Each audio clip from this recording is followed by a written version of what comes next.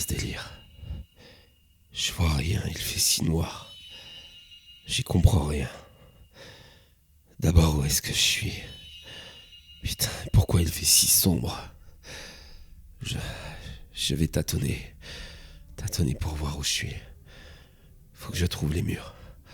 Dès que je les trouverai, je vais chercher un interrupteur pour allumer ce putain d'endroit. Il y a une drôle d'odeur ici, c'est humide. Les murs sont mouillés. C'est dégueulasse. Ah putain. Mais où est cette maudite lumière? Merde. Et comment je suis arrivé ici, moi? Bon, restons calmes. Ça sert à rien de paniquer. Je vais bien finir par trouver. Fais chier. J'ai longé les 4 murs de cette pièce qui semble être carrée. J'ai rasé ceci de haut en bas, le plus haut que je pouvais. Mais j'ai rien trouvé. Merde, c'est quoi ce délire? Putain, j'ai passé 2 heures à hurler pour qu'on vienne me sortir d'ici. Mais personne n'est venu. J'ai fini par laisser tomber. Par me poser assis là sur ce sol humide. À attendre qu'on vienne me sauver ou m'achever. J'ai aucun souvenir de ma venue ici. La dernière chose dont je me souviens, c'est ce bar où je suis sorti hier soir. Et le fait que j'ai trop bu une fois de plus. Merde, je savais que tout ça finirait par me foutre dans une merde noire. J'ai fini par m'endormir. De toute façon, qu'est-ce que je peux bien faire d'autre? Je suis seul, plongé dans l'obscurité la plus profonde. Je ne sais même pas où je suis. Et je me parle à moi-même, tel un malade.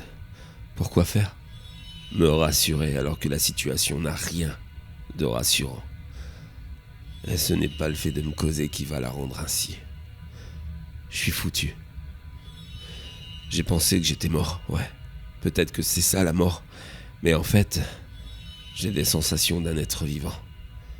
J'ai faim, j'ai soif. Je suis si inquiet. Ah putain. Je repensais à la soirée d'hier. Les gens avec qui j'ai parlé. Mais mes souvenirs sont flous. J'ai le cerveau complètement embrouillé. Je ne sais même plus si on est le jour ou la nuit. Je commence sérieusement à avoir froid. Je tremble de partout.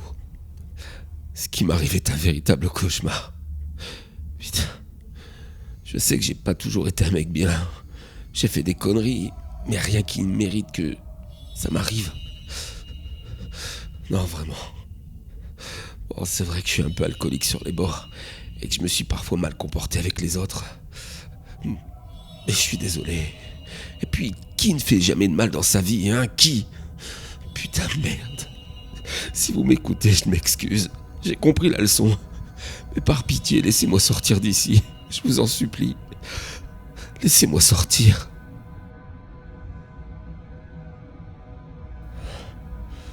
Je réfléchis à toutes les personnes qui pourraient m'en vouloir au point de me faire subir ce supplice.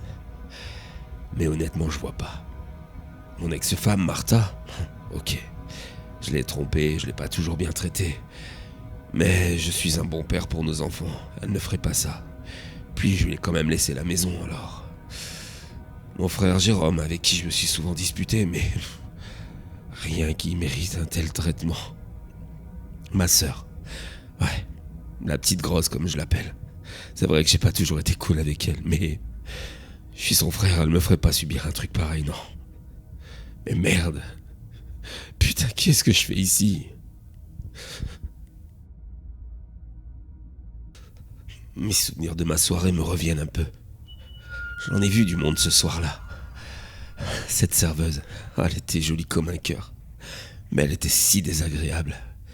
Il y avait aussi cette vieille connaissance du lycée que j'ai rencontrée par hasard. Et puis ce groupe de jolies filles qui étaient là pour un enterrement de vie de jeune fille.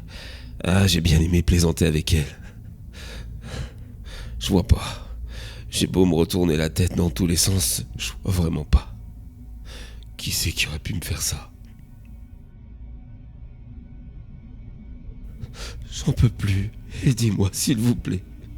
Quelqu'un à l'aide. Je deviens fou. J'ai beau réfléchir tant que je peux, j'ai l'impression de tourner en rond.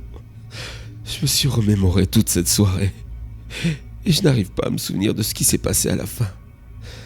La dernière chose dont je me souviens, c'est cette serveuse. Et puis cet homme aussi un peu âgé et excentrique. Il portait des lunettes de soleil en pleine soirée. Il était drôle et un peu fou.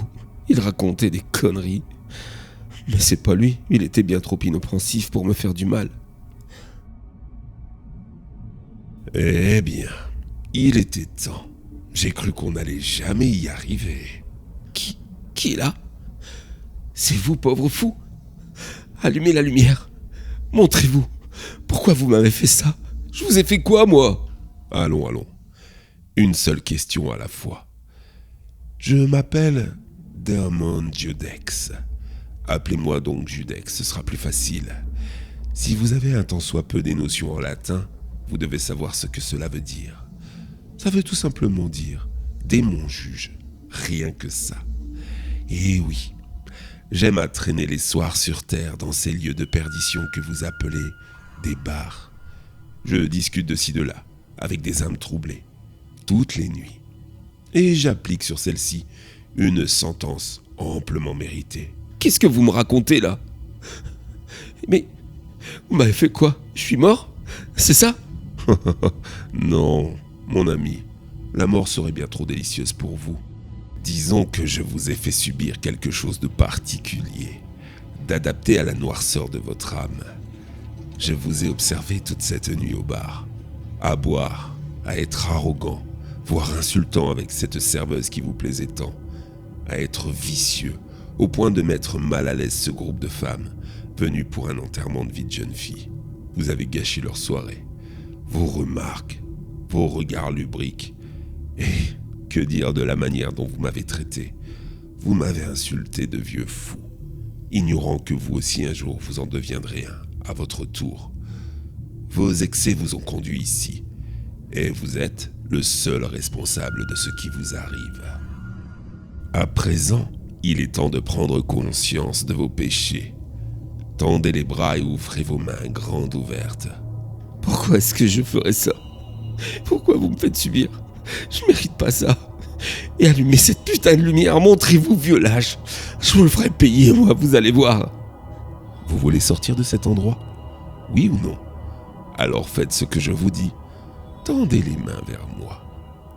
En vous souvenant de toutes ces femmes que vous avez violées du regard d'abord, comme cette pauvre serveuse ou ce groupe de filles, mais aussi pour celles dont vous avez abusé, après les avoir forcées à vous accompagner chez vous, en ignoble manipulateur que vous êtes.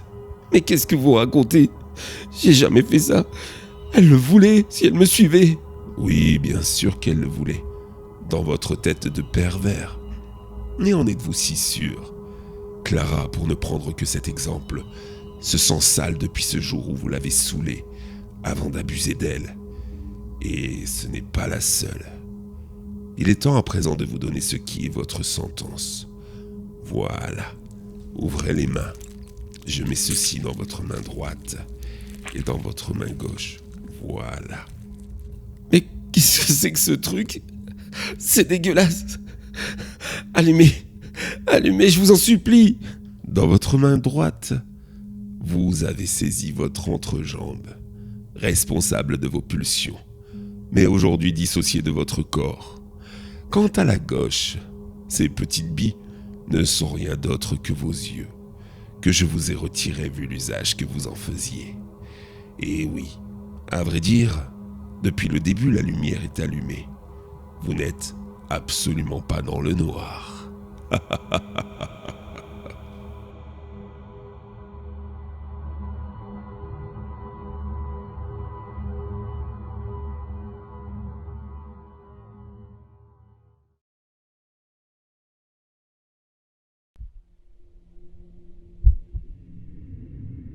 Ce voile blanc devant mes yeux, cette incapacité de bouger, de le retirer. Je suis conscient de tout ce qui m'arrive, et je me souviens de tout. J'ai d'ailleurs signé pour ça. Ce contrat, ces expériences, l'argent qui me serait versé à la fin de celui-ci. Ces recherches sont top secrètes et je devais signer une charte de confidentialité. La recherche de la vie éternelle pour tous ces vieux nantis qui ne veulent pas mourir. Et tous ces professeurs, ces chercheurs corrompus à coups de milliers d'euros. Remarquez, je ne vaux pas mieux qu'eux. Moi, j'ai signé pour être leur cobaye pendant 6 mois, au bout desquels, si je sors vivant, j'empocherai 1/2 million d'euros. Finalement, qu'est-ce que 6 mois dans une vie? Pas grand-chose. Ça en valait la peine. Bon, bien sûr, les expériences faites sur moi n'étaient pas non plus les moins dangereuses. Ces professeurs me plongeaient dans un état de mort clinique, pour ensuite tenter toutes leurs petites expériences, leurs produits censés me redonner la vie et faire de moi un être éternel. Si ça échouait, bien sûr, ils se rabattaient sur la médecine classique, à coups de défibrillateurs, d'adrénaline, bref, tout ce qui peut ramener un mort en bonne santé à la vie. Sur le contrat, ils devaient me faire subir ça 1 fois par mois, pas plus. Le reste du temps, j'avais le droit à toute une batterie d'examens. Hier, c'était la 6e fois. La dernière avant la fin de mon contrat, avant la libération et la richesse. Alors autant vous dire que j'étais pressé d'y être et d'avoir fini avec tout ça. J'avais le sourire lorsqu'ils m'ont injecté leurs produits. Mais là, je ne l'ai plus. Ce blanc qui voile ma vue, c'est celui d'un drap. On dirait bien que je suis mort, mais que l'un de leurs remèdes a fonctionné à moitié. Je vois clair, je peux penser, je ressens le drap sur mon visage, mais je ne peux absolument pas bouger, pas m'exprimer. Et ce drap, pourquoi faut-il toujours que l'on mette des draps sur le visage des morts? Mais mon inquiétude est tout autre. Je me souviens de la clause 17 du contrat, celle qui les autorisait à faire une autopsie complète en cas de décès du cobaye. Je vais donc vivre celle-ci en étant à moitié vivant. Oh mon Dieu, faites que je meure le plus vite possible. Je crains bien que le blanc de ce drap ne va laisser place au rouge.